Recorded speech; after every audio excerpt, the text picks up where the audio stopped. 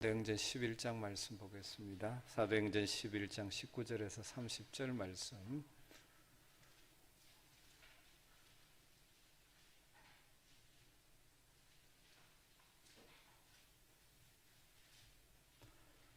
사도행전 11장 19절에서 30절 말씀 한 절씩 교독합니다. 그때에 스데반의 일로 일어난 환란으로 말미암아 흩어진 자들이 베니게와 구브로와 안디옥까지 이르러 유대인에게만 말씀을 전하는데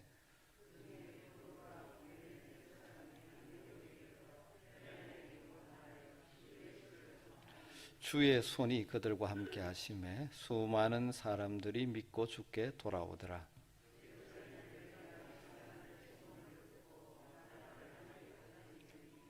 그가 이르러 하나님의 은혜를 보고 기뻐하여 모든 사람에게 굳건한 마음으로 주와 함께 머물러 있으라 권하니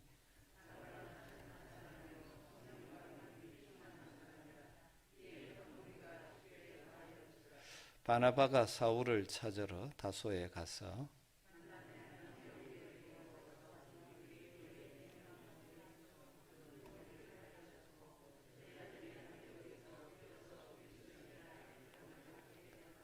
그때의 선지자들이 예루살렘에서 안디옥에 이르니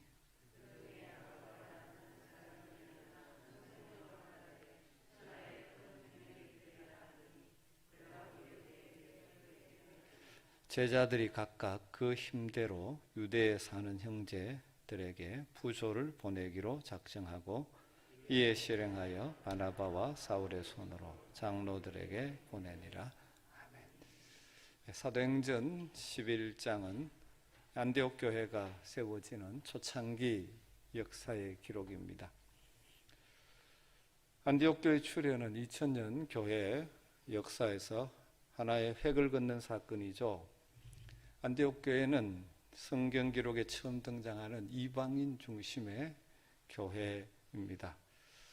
이 안디옥 교회의 놀라운 모습 가운데 하나가 바로 그들이 처음으로 세상 사람들에게 크리스티아누스, 그리스도인이라는 별칭을 얻게 되었다는 것이죠. 그래서 이 말씀을 통해서 우리는 정말 그리스도인다운 그리스도인들이 어떤 자인가, 그런 이 말씀의 원리를 한 번 더 생각해 보려고 합니다. 오늘 예배에 참석한 우리 모두는 그리스도인이라고 불리는 자들이죠. 그런데 그렇다면 정말 우리는 그리스도인다운 그리스도인인가? 그 이름에 걸맞는 그리스도인인가? 지난 수요일에 이어서 안디옥 교인들이 비로소 처음으로 세상 사람들로부터 그리스도인이라고 일컬음을 받았던 것과 관련된 본문을 살피면서 그리스도인이란 어떤 존재인가 생각하면서 우리를 한번 돌아봤으면 좋겠습니다. 지난주 수요일에 말씀드렸던 것 다시 한번 먼저 간단하게 정리하면, 처음으로 그리스도인이라는 영광스러운 칭호를 얻었던 안디옥 교인들, 그들의 어떤 모습이 그리스도인이라 일컬음을 받게 했을까요? 고난의 환경을 뛰어넘는 당당한 삶의 자세라고 말씀드렸습니다. 그들이 고난으로, 환난으로, 박해로 흩어졌지만, 그래서 안디옥에서 어쩌면 힘든 생활을 하고 있었지만 당당하게 그리스도의 복음을 전하는 삶을 사는 것, 힘들고 어려운 상황임에도 불구하고 기쁨으로 그 길을 걸어가는 것. 여러분, 그런 의미에서 그리스도인들은 그리스도를 위하여 고난당하는 것을 기쁨으로 받아들이는 사람입니다.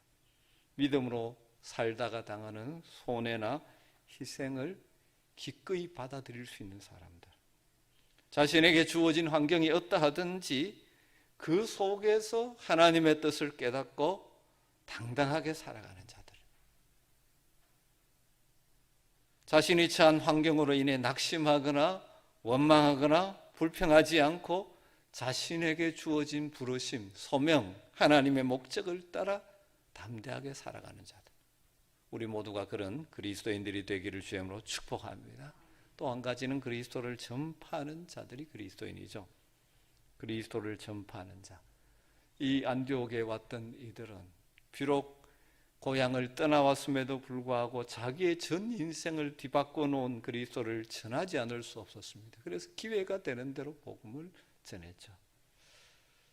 오늘은 세 번째 이유를 한번 생각해 보려고 합니다. 세 번째 이유를 이렇게 정리할 수 있을 것 같습니다. 그리스도인이 누구냐? 그리스도께 붙어 있는 사람입니다. 안디옥 교회가 세워졌다는 소식을 예루살렘 교회 지도자들이 들었습니다. 그래서 누구를 보냅니까? 바나바를 그들을 위한 사역자로 파송합니다. 그 바나바가 안디옥에 와서 안디옥 교회 성도들에게 권면했던 말씀에서 우리는 그들이 그리스도인이라 칭함을 받는 이유를 발견할 수 있는 것 같습니다. 그것이 23절 말씀이죠. 그가 이르러, 바나바가 안디옥에 이르러 하나님의 은혜를 보고 기뻐하며, 그 다음 뭐라고 말합니까? 모든 사람에게 굳건한 마음으로 주와 함께 머물러 있으라 권하니. 굳건한 마음으로 주와 함께 머물러 있으라. 개역개정에서 이렇게 번역했는데 전에 사용하던 개역 성경은 이렇게 번역했습니다. 굳은 마음으로 주께 붙어 있으라. 굳은 마음으로 주께 붙어 있으라. 저는 개인적으로 개정보다 개역 성경의 말이 더 의미를 살리는 것 같습니다. 붙어 있으라. 머물라 그렇게 번역했는데 붙어 있으라. 이 붙어 있으라, 머물라 이렇게 번역 같은 단어가 헬라어로 프로스 메네인입니다. 이 두 단어가 합쳐졌으면 프로스는 전치사 향하여, 누구에게로 가는 것입니다. 향하여. 그리고 메네인은 머문다, 거한다, 집을 짓고 산다 그런 의미입니다. 그러니까 붙어 있으라 이 말은 어떤 뭔가 늘 주님을 향할 뿐만 아니라 주님과 함께 거하는 것입니다. 안디옥 교회 성도들이 이 바나바의 권고를 따라 살았을 것입니다. 그들 모두가 어떤 일을 만나도 흔들림 없이 굳건한 마음으로 주님께 붙어 있기 때문에, 다르게 말하면 주님을 향하고 주님 안에 거하기 때문에 주님의 생명과 능력을 덧입어 자신과의 싸움에서도 이길 뿐만 아니라 환경과의 싸움에서도 이기는 삶을 살았을 것입니다. 그런 그들의 모습이 안독에 살던 다른 사람들이 보면서 그들과 다른 차원의 삶을 사는 것을 깨달으며 그리스도인이라고 부르게 된 것이죠. 여러분, 우리가 믿음으로 산다는 것이 무엇입니까? 굳건한 마음으로, 흔들리지 않는 마음으로 주님께 붙어 있는 것입니다.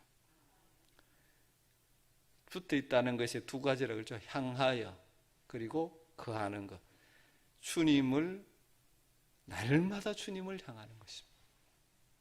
그리고 날마다 주님을 바라보는 것이죠. 그리고 말씀과 기도로 주님 안에 거하는 것입니다. 그렇게 함으로 주님이 주시는 생명과 능력을 힘입어서 삶의 현장에서 다가오는 죄의 유혹, 사탄의 유혹을 넉넉히 이기며 사는 것이죠. 그 힘을 덧입기 때문에 여러 가지 환경의 어려움이 다가와도 넉넉히 버티고 이기는 것이죠. 사랑하는 성도 여러분 어떻습니까? 굳건한 마음으로 주님께 붙어 있는 삶을 살고 계십니까? 그래서 여러분이 살아가는 현장에서 시시각각 다가오는 죄의 욕심과 유혹과의 싸움에서 승리하며 사십니까? 굳건한 마음으로 주께 붙어 있음으로 말미암아 여러분의 환경 속에 당하는 어려움들을 넉넉히 이기며 살고 계십니까?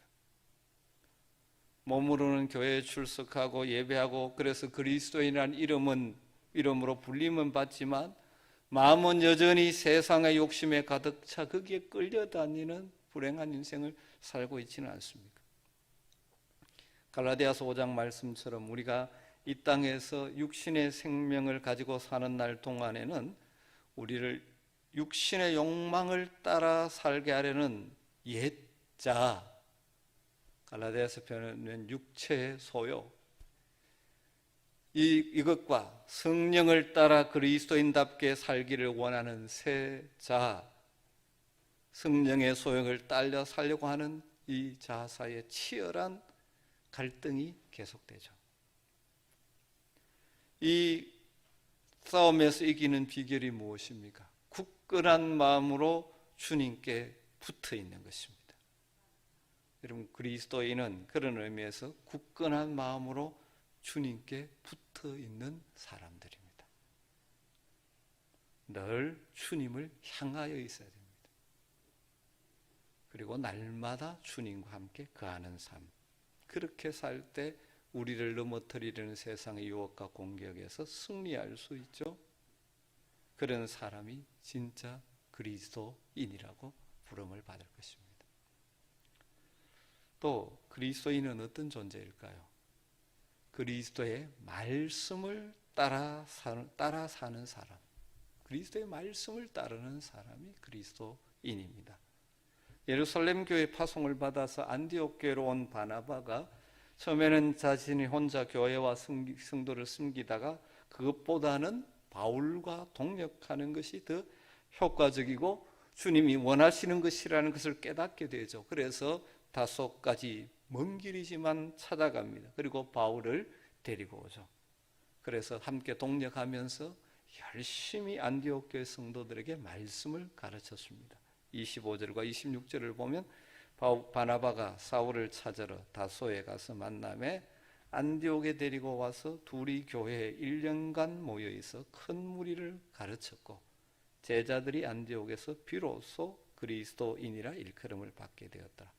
사실 안디옥 교회 교인들이 그리스도인이라 일컬음을 받게 되는 가장 중요한 요인이 바로 이것이죠. 무엇입니까? 바나바와 바울이 1년 동안 말씀을 가르쳤습니다. 그들이 말씀대로 사는 것입니다. 그렇게 되면서 뭐라고 불려졌다고요? 그리스도인이라고 불려진 것입니다. 그리스도인이 어떤 자입니까? 그리스도의 말씀을 배우고 그 말씀에 순종하며 살아가는 자들, 그리스도의 말씀을 따르는 자들, 그리스도를 따라가는 사람들. 세상 사람들은 세상의 지식과 경험을 가지고 살아갑니다. 그 따라 살아갑니다. 그런데 이들은 다른 것이죠. 말씀을 배우고 말씀을 따라 사니 그들과 다른 차원의 삶을 사는 것이죠. 그래서 그리스도를 따르는 사람이라고 말하는 것입니다. 아마도 이 안디옥 교회 교인들은 바울과 바나바를 통하여 가르쳐 주시는 말씀을 열심히 배웠을 것입니다. 나와 있듯이 신실한 인격의 바나바, 착하고 성령과 믿음이 충만한 사람 바나바의 가르침과 탁월한 성경 지식을 가진 사도 바울의 가르침을 받으면서 그들은 그 말씀을 따라 자신들이 지금까지 생각했던 것과 가치관들을 말씀에 맞추어 재조정했을 것입니다. 그리고 그 말씀의 원리를 따라 삶의 연장에서 살아가기 위해서 분투했을 것입니다. 그들은 단순히 지식으로 말씀을 배우는 자들이 아니었습니다. 머리로 하는 자들이 아니죠. 삶으로 말씀을 살아내는 자들입니다. 그러니까 주변 사람들이 보기에 그들은 어떤 사람입니까? 세상의 풍조대로 사는 사람이 아니고 많은 사람들이 그렇게 생각한다고 그렇게 사는 사람이 아니고 그리스도의 말씀대로 살아가는 사람이죠. 그래서 그리스도인이라고 부른 것입니다. 여러분, 우리 그리스도인은 그런 의미에서 그리스도의 말씀을 배우고 그 말씀대로 살아가는 사람입니다. 여러분, 이런 의미에서 여러분 스스로를 그리스도인이라고 인정할 수 있겠습니까? 단순히 교회 왔다 갔다 한다고 그리스도인이 아닙니다. 그리스도의 말씀을 배워서 알고 그 말씀을 따라 살아가는 자. 우리가 모두 이런 그리스도인 되기를 주님으로 축복합니다. 여러분, 구체적으로 어떤 말씀을 따라 살아갑니까? 이번 한 주간 어떤 말씀을 생각하면서 사셨습니까? 말씀을 생각도 하지도 않고 그냥 되는 대로 사셨습니다. 그리스도는 말씀을 배우고 말씀대로 살아가는 자들. 마지막으로 그리스도인은 어떤 자가 그리스도인일까요? 그리스도를 닮아가는 사람이 그리스도인입니다. 그리스도를 닮아가는 사람. 뒤이어 나오는 사건에서 우리는 안디옥 교인이 구체적으로 그리스도의 가르침을 따라 살아가니까 그리스도를 닮은 삶을 실천하는 모습을 발견하게 됩니다. 로마 황제 글라우디오 때에 팔레스타인을 휩쓴 극심한 흉년으로 예루살렘과 그 인근 그리스도인들이 큰 고통을 당하고 있습니다. 그 소문이 예루살렘으로부터 480여 킬로 떨어져 있는 이 안디옥 교회 교인들에게 전해졌죠. 예루살렘 교회 성도들이 기근으로 인해서 고통을 당한다는 소식을 접한 안디옥 교인들이 어떻게 했다고 기록하고 있습니까? 29절에 보니까 제자들이 각각 그 힘대로 유대에 사는 형제들에게 부조를 보내기로 작정하고, 오늘 본문의 제자들로 표현된 안디옥 교회 교인들은 재난을 당한 유대 그리스도인들, 예루살렘 팔레스틴 땅의 그리스도인들을 위한, 요즘 말하면 구제 헌금을 보내기로 작정을 했습니다. 갑작스레 재난을 당하여 힘들어하는 예루살렘 교회 팔레스틴의 그리스도인들에게 구제 헌금을 보내야 되겠다 생각하고 계획을 했다는 말이죠. 그들은 그 구제 헌금을 보내는데 그저 형식적인 체면 체례를 위해서 하는 것이 아니죠. 각각 그들의 힘대로 구제 헌금을 보내기로 했습니다. 여러분, 이 얼마나 아름다운 작정입니까? 그리고 그들은 작정에 머물지 않았죠. 그것을 실행에 옮겼습니다. 30절에 이렇게 기록하죠. 이를 실행하여 바나바와 사울의 손으로 장로들에게 보내니라. 여러분, 이거 얼마나 아름다운 사랑의 실천입니까? 이건 무엇이죠? 자신의 모든 것을 우리를 위해 내어주신 그리스도를 닮은 사랑의 실천이지 않습니까? 여러분, 우리가 여기서 간과해서는 안 될 사실이 있습니다. 그들이 하지 않으려고 생각하면 안 해도 될 이유를 여러 가지 찾을 수 있습니다. 여러분, 안디옥 교회 교인들이 지금 구제 헌금을 보내기로 작정한 대상은 자신들의 동족이 아닙니다. 물론 안디옥 교회 유대 그리스도인들도 있었지만 안디옥 교회는 다수가 이방인들, 헬라인들 구성입니다. 동족도 아닙니다. 우리가 같은 동족도 아닌데 뭘 우리가 그것까지 신경을 써야 돼? 할 수 있죠.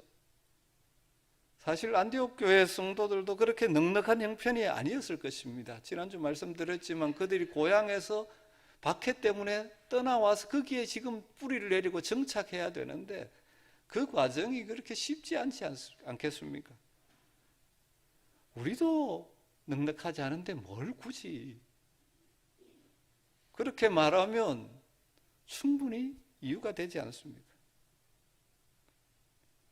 그럼에도 불구하고 그들은 인종을 뛰어넘는 그리스도의 사랑을 아는 자들이었죠. 주님의 놀라운 사랑을 아는 자들입니다. 그러니까 그들도 주님을 닮은 사랑을 실천하는 거죠. 그래서 그들이 할 수 있는 대로 숨김을 계획하고 실천한 것이죠. 우리 성경에 부조라고 번역된 단어가 헬라어로는 디아코니아라는 단어입니다. 가장 기본적인 의미는 섬김입니다. 섬김. 여러분, 구제헌금은 단순히 돈이 아니라 사랑을 담은 섬김이어야 하는 것입니다. 돈을 주면서 거기에 사랑의 섬김이 담기지 않으면 하나님 기뻐하시지 않으시죠. 우리의 물질의 나눔은 진정한 디아코니아, 섬김이 되어야 합니다. 그리스도인들은 그리스도를 닮아가는 사람이죠. 그리스도를 닮아가는 모습 중에 가장 우선적이고 중요한 것이 무엇일까요? 그리스도의 사랑을 닮아서 실천하는 사랑의 사람이 되는 것입니다. 우리 주님의 모습, 성품, 여러 가지 말할 수 있지만 가장 핵심이 무엇입니까? 사랑이지 않습니까? 그리스도인은 그리스도를 닮은 사람이고, 그렇기 때문에 뭘 할 줄 알아야 됩니까? 사랑을 할 수 있어요. 그 사랑이 뭘로 표현돼야 됩니까? 실제적인 행동, 나눔, 숨김으로 표현되어지는 것이죠. 저는 우리 안면교회 성도님들이 이런 진정한 그리스도인들이 되기를 소망합니다. 우리 교회가 정말 사랑에서 나오는 나눔과 섬김을 실천할 줄 아는 그리스도인의 공동체가 되기를 간절히 소망합니다. 안 하려고 하면 수백 가지 이유도 찾아낼 수 있습니다. 종종 교회가 이런 사랑을 실천하려고 하는데 안 해도 될 이유들, 할 필요가 없는 이유들을 자꾸 찾아냄으로 인해서 이것이 마음에 하나님 주신 도전이 식어버림으로 인해서 그리스도인의 공동체다운 모습을 잃어버릴 때가 많습니다. 개인적으로도 마찬가지죠. 주님께서 우리의 성령께서 우리의 마음에 그런 사랑을 나누기를 원하는 마음을 주셨는데 머리가 이제 안 해도 될 이유들을 막 찾아내는 것입니다. 그러면서 스스로 합리화하고 그 성령이 주시는 마음을 소멸시켜버려요.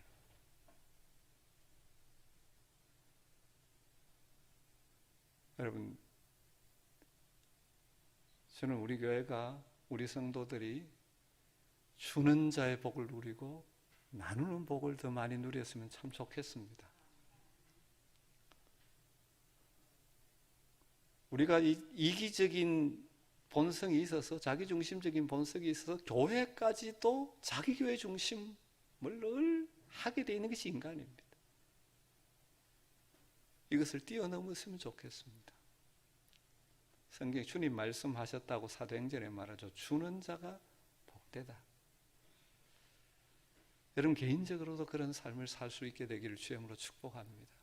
줄 수 있는 복을 누리시고 하나님께서 여러분의 가정에 다양하게 하나님 복을 주셔서 나누고 줄 수 있는 복을 누리시고 실제로 나누고 베푸는 사랑의 실천을 통하여 하나님 주시는 더 풍성한 복을 누리시는 그리스도인들이 되시기를 주님으로 축복합니다. 그런데 또 한 가지 주목할 것은 이런 사랑의 실천에 있어서 자기의 힘대로 하는 것입니다. 자기의 힘대로, 각각 그 힘대로. 다르게 말하면 다른 사람과 비교할 필요가 없습니다. 자기의 형편을 따라 작정하고 실천하면 되는 것입니다.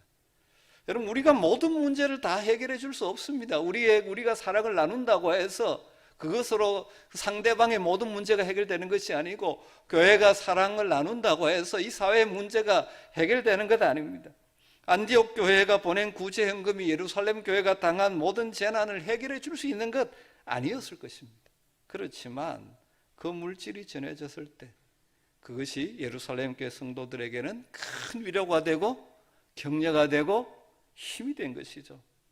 어떻게 보면 그들보다 늦게 세워진 교회, 그들보다 어쩌면 더 작은 교회, 그것도 이방인 중심인 교회에서 그들이 당한 고통을 함께 나누는 사랑의 헌금이 왔다는 것이 그들로 하여금 그들이 당한 어려움을 이겨낼 수 있는 힘이 되었을 것입니다. 내 힘대로 하면 되는 것입니다. 다른 사람 비교할 필요 없고 다른 사람과 맞출 필요가 없습니다. 제가 목회하면서 저는 마음에 조금 한 번씩 부담이 되는 것은 이 교인들이 서로 눈치를 보고 이 체면 칠해하려고 하는 경우가 참 많은 것 같아요. 정말 중요한 일 할 때 각자 은혜 받은 대로 힘대로 하면 되는데 누구는 얼마 했고 누구는 얼마 했고 이것 때문에 체면 때문에 같이 맞추어 하자 이런 식의 이 생각들을 하는 분들을 볼 때 좀 안타깝습니다. 하나님 주신 내 능력 안에서 그 은혜대로 하시면 되는 거예요. 각각 그 힘대로 하시면 됩니다. 교회를 섬기면서도 장로니까 똑같이 해야 되는 건 아니고 장로님들 가운데 경제적인 능력의 차이가 있지 않습니까? 권사님이니까 똑같이 해야 되는 것 아닙니다. 경제적 뿐만 아니라 이 몸으로 봉사하는 것도 마찬가지입니다. 어떤 분들은 일터에 나가야 되기 때문에 시간을 낼 수 없습니다. 그런 분들은 그 속에 사면 되고, 다른 일이 없이 가정만 하는 분들은 더 몸으로 시간 낼 수 있으면 나와서 봉사하면 되는 것이죠. 그런데 누구는 하고 안 하고 이렇게 생각하면서 뭡니까? 할 수 있는데도 안 하는 그런 그런 식의 봉사나 삶이 되는 것 같아서 교회가 너무 조직적이 되고 그 다음에 다 서로 뭐 어느 권사는 어떻게 했다 또 어느 장로님 어떻게 했다 이런 것 때문에 눈치 보는 것 때문에 정말 하나님 앞에서 있는 그대로 섬기면 되는데 자꾸 그런 관점으로 이 교회가 그런 어떻게 보면 세상적인 관점이죠. 자꾸 그런 현상들이 생기는 것 같아서 목회자로서는 어떨 때는 그런 걸 볼 때마다 가슴이 아픕니다. 그렇다고 제가 뭐 말할 수 있는 건 아니지만 이런 이제 원리를 설교할 때만 제가 한 번씩 이야기를 합니다. 여러분, 그리스도인은 뭡니까? 그리스도를 닮아가는 사람. 그리스도를 닮아가는 삶의 가장 대표적인 것이 사랑을 나누고 실천하는 삶입니다. 이 땅을 사는 우리 모두는 알게 모르게 별명을 얻으며 살아갑니다. 여러분도 별명이 있죠. 별명이 뭐 여러 가지 때문에 붙여집니다만은 그 사람의 삶에 의해서 붙여지는 별칭도 있죠. 어떤 사람은 늙어 죽은 다음에 이런 별명을 얻죠. 참 그 사람은 구두쇠였다. 겉으로 성공했을지 모릅니다. 많이 모아서 자녀들에게 유산을 많이 물려주었을지 모릅니다. 그러나 그것은 얼마나 불행한 별칭이 됩니까? 여러분들은 주변 사람들에게, 아니 가까운 여러분의 자녀들에게 혹은 동료들에게 어떻게 불려줍니까? 정말 그리스도께 속한 사람이라는 인정을 받을 수 있으십니까? 그리스도인은 그리스도를 위한 고난을 기쁨으로 담당하는 사람입니다. 그래서 환경의 노예가 아니라 환경을 뛰어넘어 사명을 따라 사는 자들입니다. 그리스도인들은 그리스도를 전파하는 사람입니다. 그리스도인들은 그리스도에게 붙어 있는 사람입니다. 날마다 그리스도를 향하고 주님과 함께하는 삶을 추구하는 사람이 그리스도인들이죠. 그리스도인은 그리스도를 따르고 그분의 말씀을 배우고 순종하는 자들입니다. 그리고 그리스도인은 그리스도를 닮아가는 사람입니다. 특별히 그리스도를 닮은 사랑의 사람이 되는 것입니다. 여러분, 우리 그리스도인입니다. 우리의 별명입니다. 이 별명에 합당하게 살아야 되지 않을까요? 스스로에게 한번 질문해 보십시오. 여러분의 자녀들에게, 여러분의 배우자들에게, 여러분 주변 사람에게 여러분은 그리스도인입니까? 기도하십시다. 오늘 말씀